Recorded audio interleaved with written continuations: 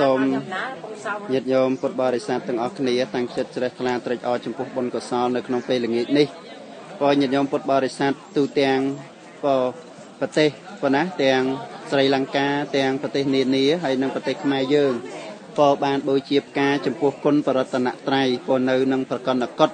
ដែលជាកុដព្រះសម្មាសម្ពុទ្ធព្រះអង្គធ្លាប់ពងនៅក៏នៅទីនេះផងដែរណាប៉ុណ្ណាចឹងសូមញាតិញោមពុទ្ធបរិស័ទទាំងអស់គ្នាតាំងចិត្តជ្រះថ្លាអនុមោទនា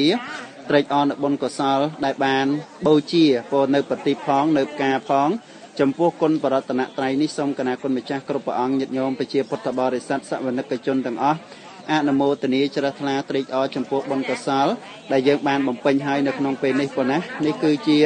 ប្រកណ្ឌកុដនៅនឹងវត្តចេតពុនប៉ុណ្ណាគឺជាប្រកណ្ឌកុដគេកសាងថ្វាយព្រះសម្មាសម្ពុទ្ធគឺលោកអនាថបណ្ឌិតកសេដ្ឋីក៏បាន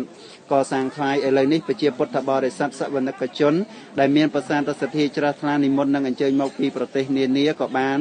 មកក្រាបថ្វាយបង្គំនមស្ការពោធិសាររលឹកនឹកដល់គុណបរតនត្រ័យហើយនឹង